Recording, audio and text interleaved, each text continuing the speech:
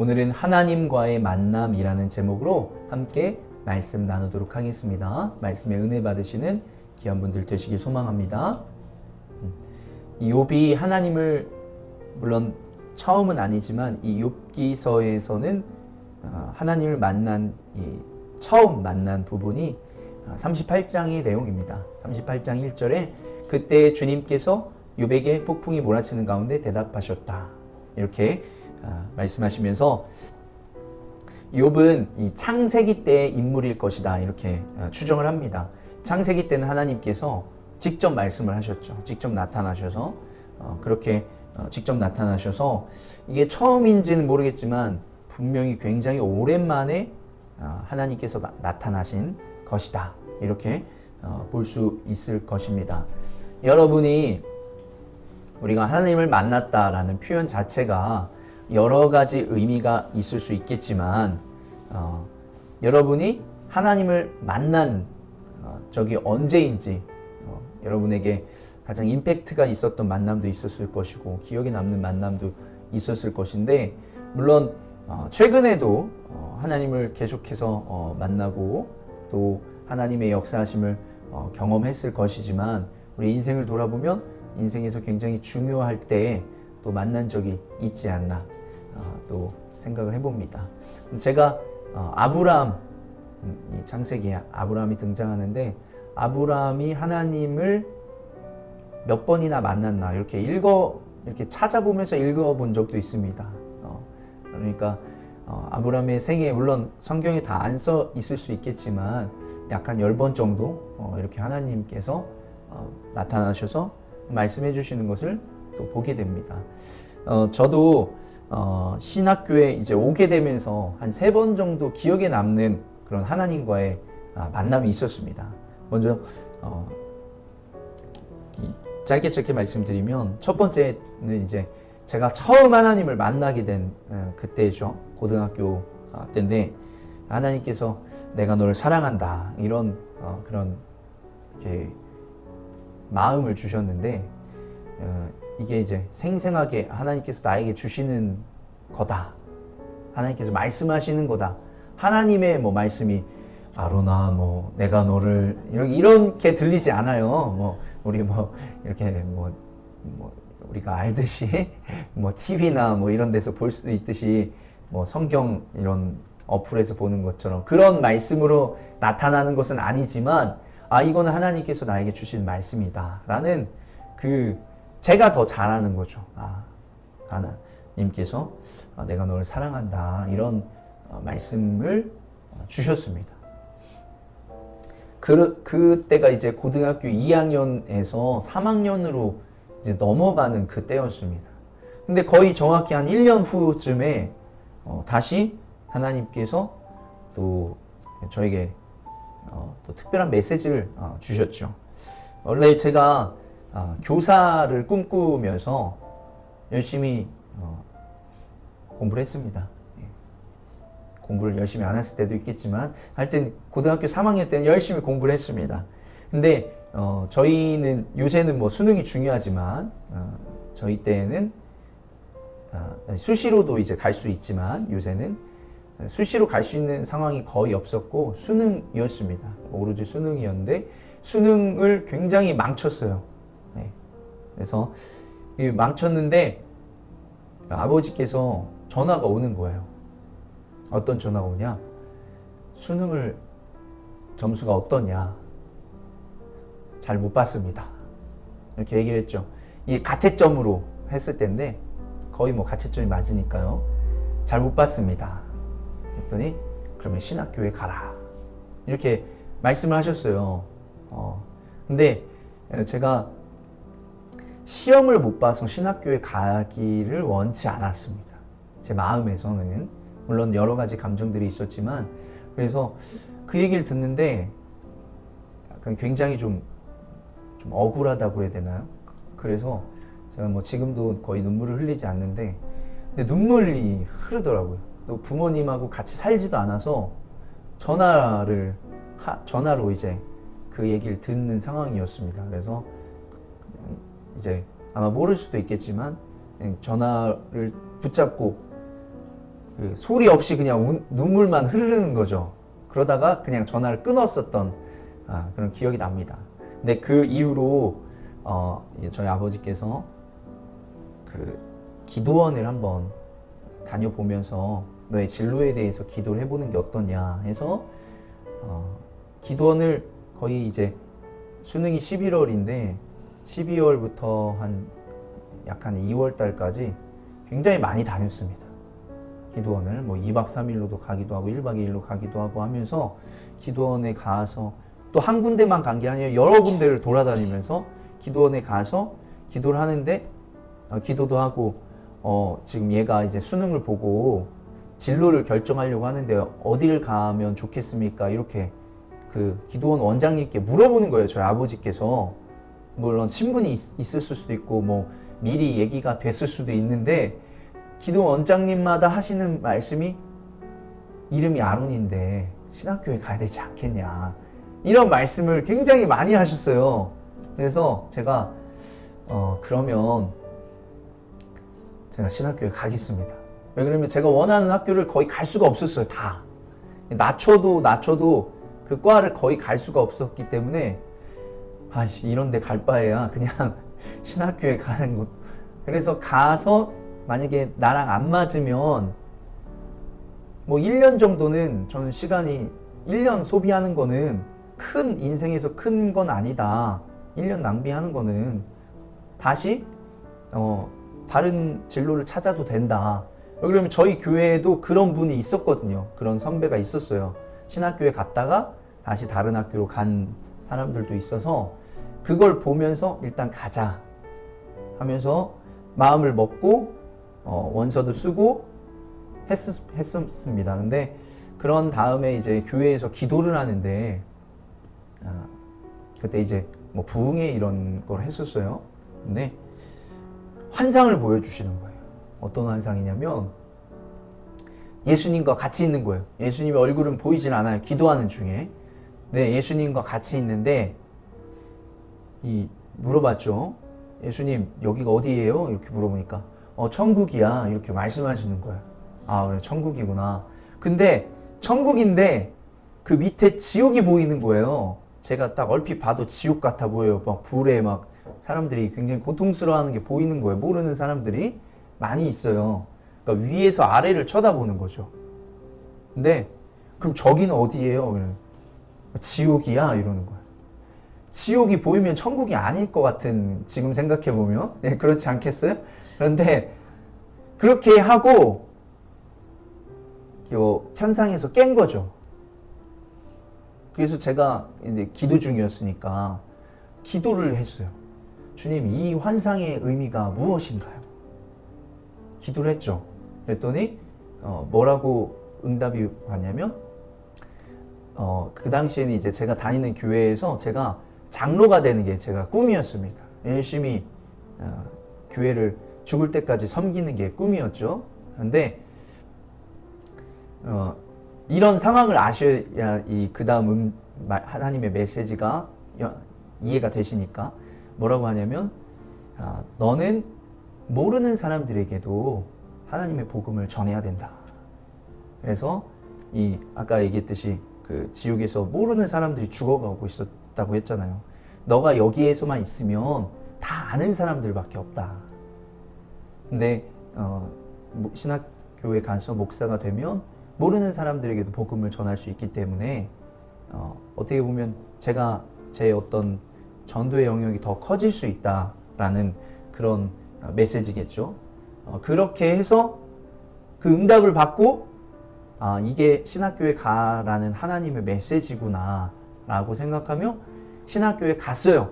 근데 갔는데 다시 또 이제 믿음이 또 흔들려요. 신학교에 가서.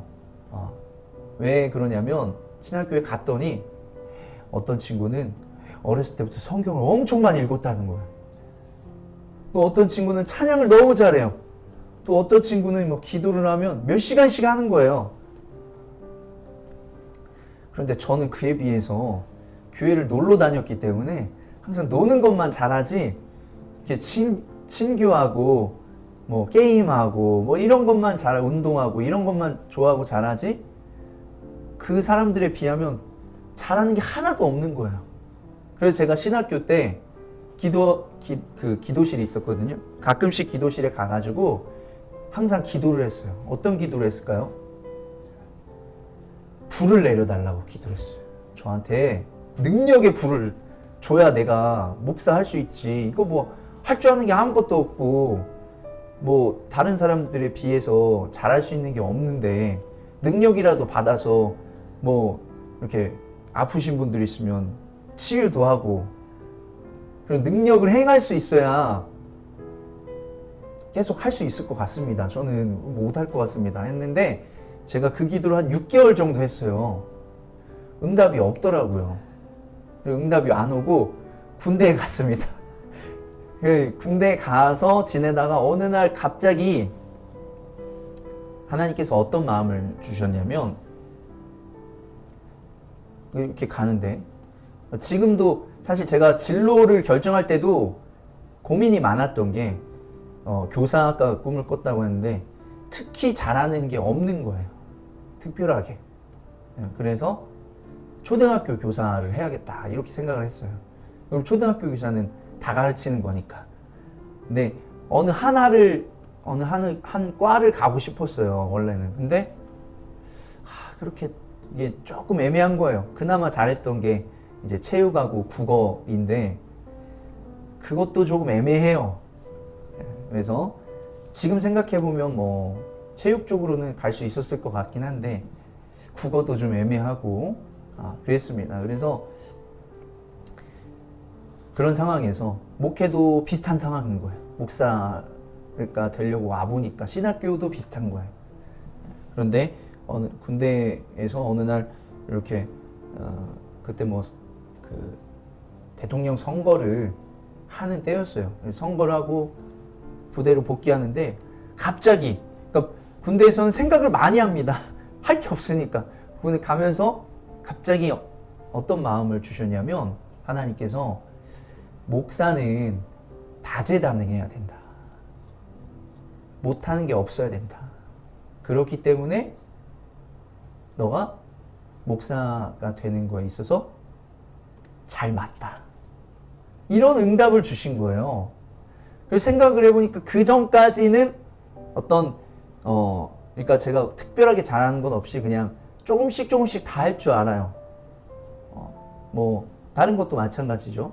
웬만한 것들도 못하는 건 없지만 엄청나게 잘하는 건 아닌 거예요. 근데 그런 것들이 오히려 목회에 더 도움이 된다. 이런 응답을 주신 거예요. 물론 다른 사람들은 또 다르겠죠. 근데 그렇게 응답을 주셔서 생각해보니까 또 그런 거예요. 목사님들이 할 줄 알아야 되는 게 너무 많은 거죠. 그래서 나랑 맞는구나. 이게 하나님의 응답이구나.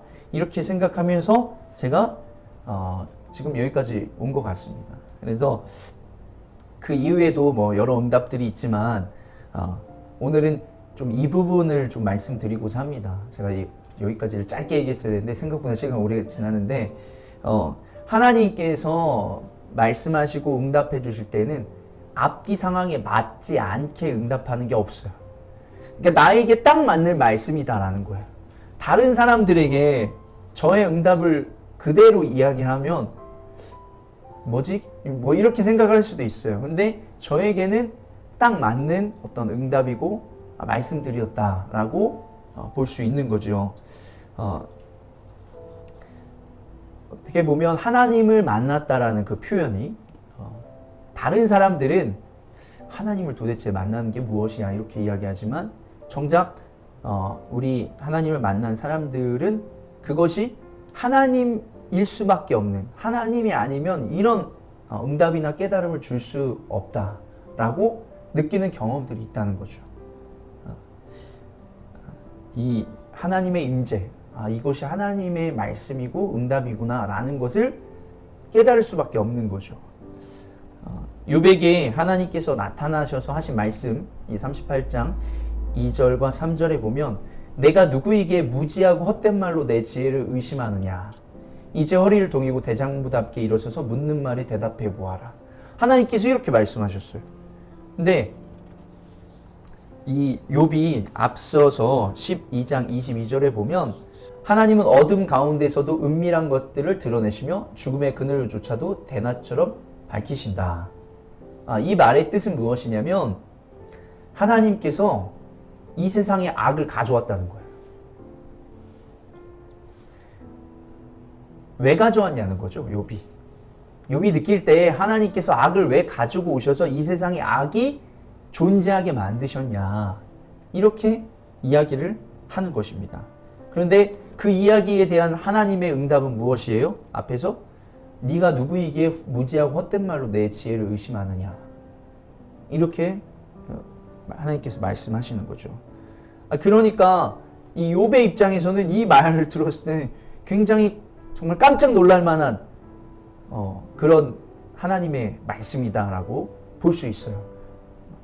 갑자기 여러분에게 나타나서 내 지혜를 의심하느냐 이렇게 얘기하면 왜? 저 그런 적 없어요 이렇게 하겠지만, 욥은 자신이 고통당하고 어려움에 처해 있는 것이 악한 것들이 존재하고 그런 것들로 인해서 내가 고통을 받고 있는 거고, 그걸 또 찾고 찾다 보니까 하나님께서 악을 이 세상에 가져오셔서 결국은 내가 고통받는구나, 이렇게까지 연결이 돼서 생각을 했거든요. 근데 하나님께서 나타나셔서 이렇게 말씀하시니까 굉장히 정말 놀랄만한, 하나님이 맞구나 라고밖에 생각할 수 없는 그런 응답이다 라고 볼 수 있는 거죠. 그 이후에 하나님께서는 38장에 보면 하나님께서 창조하신 것들에 대해서 그것의 질서, 정연함에 대해서 말씀하시면서 하나님의 지혜를 드러내십니다. 예를 들어서 보면 내가 땅에 기초를 놓을 때 내가 거기에도 있었느냐, 내가 그처럼 많이 알면 내 물음에 대답해 보아라. 누가 이 땅을 설계하였는지 너는 아느냐, 누가 그 위에서 측량줄을 띄었는지 너는 아느냐, 무엇이 땅을 버티는 기둥을 잡고 있느냐, 누가 땅에 주춧돌을 놓았느냐, 그날 새벽에 별들이 함께 노래하였고 천사들은 모두 기쁨으로 소리 질렀다. 그러니까 하나님께서 무엇을 얘기하냐면 이 어떤 천지 창조, 하나님께서 만드신 우리 첫째 날, 둘째 날, 셋째 날 있잖아요. 생물 말고 무생물을 만든 이 질서에 대해서도 말씀을 하시고, 그 다음에는 이제 생물을 만들어 놓은 것에 대한 또 질서도 이야기를 하세요. 우리가 먹이사슬 이런 이야기를 하잖아요. 그런 질서에 대해서도 이야기를 하십니다. 그리고 그 다음에는 뭐라고 말씀하시냐면 이 악이 이 세상에 존재하지만 그 악의 자리는 굉장히 제한적이다, 이 이야기를 하고 있습니다. 이 10절과 11절에 보면 바다가 넘지 못하게 금을 그어놓고 바다를 가두고 문빗장을 지른 것이 바로 나다. 여기까지는 와도 된다. 그러나 더 넘어서지는 말아라. 도도한 물결을 여기에서 멈추어라 하고 바다에게 명한 것이 바로 나다. 이 바다가 이 어두움을, 악한 것을 상징한다라고 이야기를 했습니다. 그래서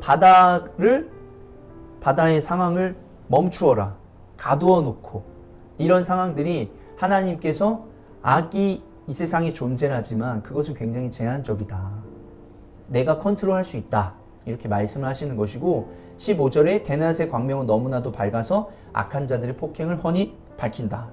즉 15절의 말씀은 결국 악은 그들의 행동이 드러나면서 하나님 앞에 무너질 것이다, 이 이야기를 하고 있는 것입니다.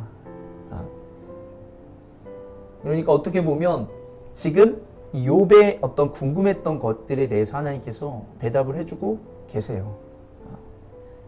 그리고 그 다음에는 이제 하나님께 창조하신 무생물, 빛과 어둠, 눈, 우박, 비, 이런 것들에 대해서 말씀하시고, 또 이제 38장 39절부터 39장까지는 하나님이 창조하신 생물, 동물들에 대해서 말씀을 하고 계시는 것입니다.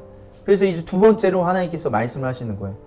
전능한 하나님과 다투는 욥아, 내가 나를 꾸짖을 셈이냐, 내가 나를 비난하니 어디 나에게 대답해 보아라. 하나님께서 이런 것들을 얘기하시고 한번 너 이제 할 말 더 있으면 해봐라 이렇게 하니까 욥이 저는 비천한 사람입니다. 제가 무엇이라고 감히 주님께 대답할 수 있겠습니까? 다만 손으로 입을 막을 뿐입니다. 이미 말을 너무 많이 했습니다. 더 할 말이 없습니다. 하면서 자신의 어떤 이 무지함을 하나님 앞에 고백을 하고 있습니다. 그런 다음에 이제 마지막으로 42장에 한 번 더 이제 욥이 이야기를 하는 것이죠. 주님께서는 못하시는 일이 없으시다는 것을 이제 저는 알았습니다. 주님의 계획은 어김없이 이루어진다는 것도 저는 깨달았습니다. 잘 알지도 못하면서 감히 주님의 뜻을 흐려놓으려 한 자가 바로 저입니다. 깨닫지도 못하면서 함부로 말을 하였습니다. 제가 알기에는 너무나 신기한 일들이었습니다. 주님께서 말씀하셨다. 들어라, 내가 말하겠다. 내가 물을 터이니 너는 내게 대답하여라 하셨습니다. 주님께서 어떤 분이시라는 것을 지금까지 제가 귀로만 들었습니다. 그러나 이제 제가 제 눈으로 주님을 뵙습니다. 그러므로 저는 제 주장을 거두어 드리고 티끌과 잿더미 위에 앉아서 회개합니다. 욥이 결국은 하나님의 이 위대하심, 전지전능하심을 경험하고서 인간의 자신의 연약함, 부족한 지혜들을 인정하고 고백하는 모습을 오늘 보게 된다라는 것입니다. 그래서 우리가 물론 욥이 하나님 저에게 왜 이런 고통과 어려움이 찾아왔습니까? 라고 묻진 않았습니다. 그러나 하나님께서는 욥이 궁금해했던 이 악에 대한 문제에 대해서 충분히 대답해 주셨고 또 결국은 본인이 제가 잘못했고 제가 참 지혜가 짧았다라고 하는 그런 모습, 인정하는 모습을 결국은 욥이 고백하는 것을 우리가 결론의 말씀으로 보게 된다라는 것입니다. 그래서 이 욥을 통해서, 욥기서를 통해서 우리가 알 수 있는 것은 결국 하나님께서 이 모든 상황들을 아시고 또 통치하시고 계신다라는 것을 볼 수 있다는 것이죠. 그래서 우리가 오늘 이제 욥기를 마지막으로, 오늘 말씀을 마지막으로 마무리하면서 또 이 하나님께서 욥에게 말씀하시고 또 욥도 고백했던 이런 부분들을 가지고 우리가 세 가지를 좀 나누었으면 좋겠는데요. 첫 번째는 무엇이냐면 하나님께서는 지금도 살아 계시고 우리를 돌보신다라는 것입니다.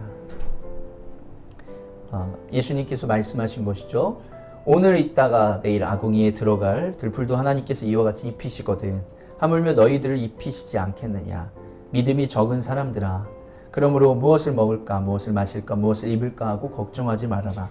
이 모든 것은 이방 사람들이 구하는 것이요 너희 하늘 아버지께서는 이 모든 것이 너희에게 필요하시다는 것을 아신다.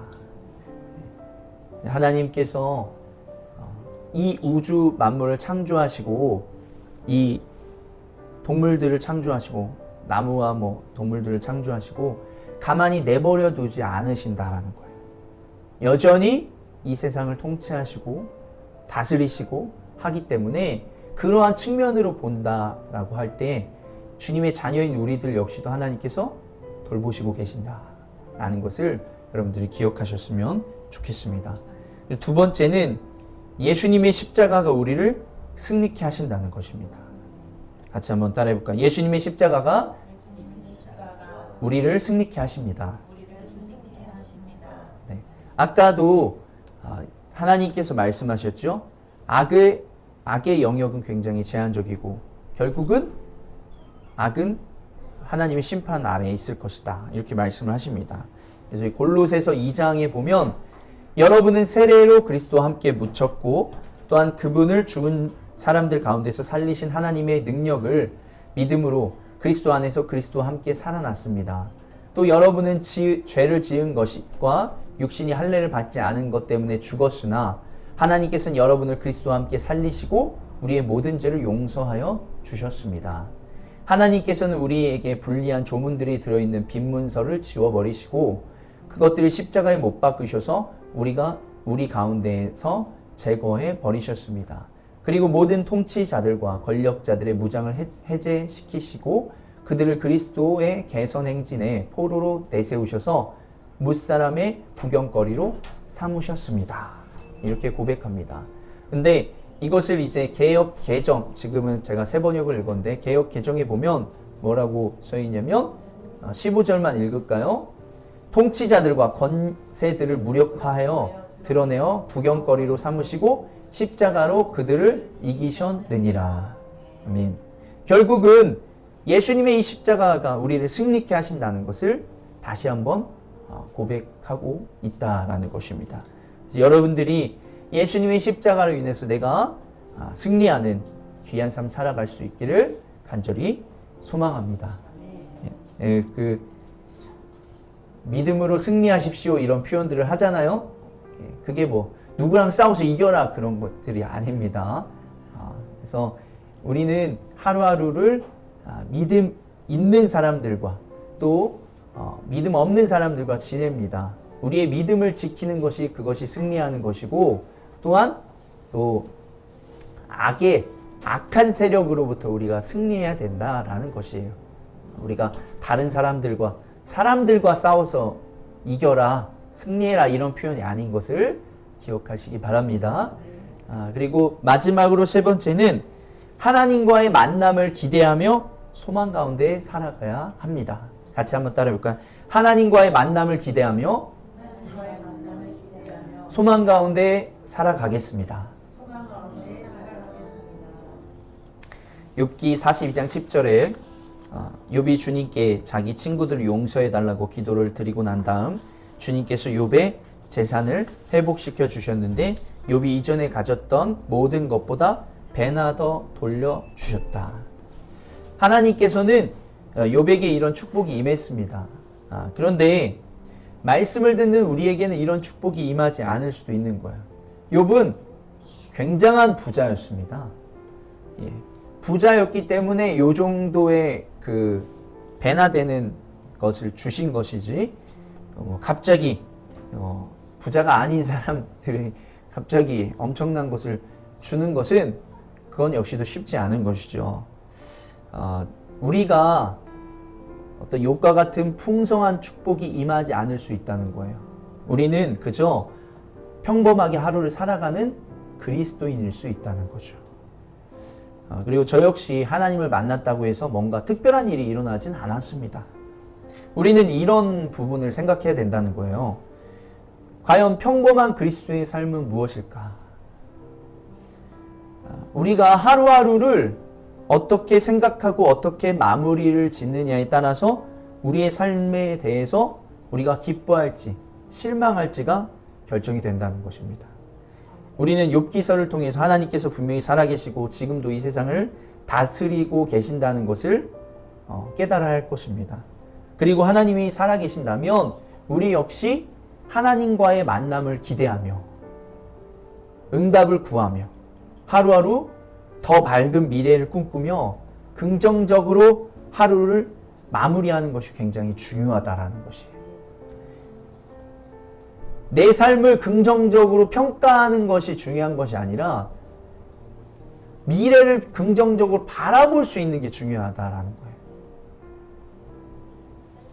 이 내 삶을 긍정적으로 평가하는 것은 그것은 어떻게 보면 허무맹랑한 것일 수도 있어요. 아무거나 다 긍정적으로 평가할 수는 없는 거예요. 그런데 우리의 미래를 긍정적으로 바라보는 것은 굉장히 중요하다라는 거예요. 그것이 우리 믿는 자들이 소망해야 되는 태도다라는 것이에요. 그래서 여러분들이 올 한 해를 마무리하고 오늘 하루를 마무리하면서 하나님, 주님을 소망하며 희망하며 내일을 기대하고 내년을 기대하겠습니다. 이렇게 마무리할 수 있는 또 기대할 수 있는 여러분들이 되시기를 간절히 소망합니다. 말씀을 마무리합니다. 날마다 예수님의 십자가를 바라보며 믿음으로 하루하루 승리하며 소망 가운데 살아갈 수 있는 분들이 되시기를 간절히 주의 이름으로 축복합니다. 아멘.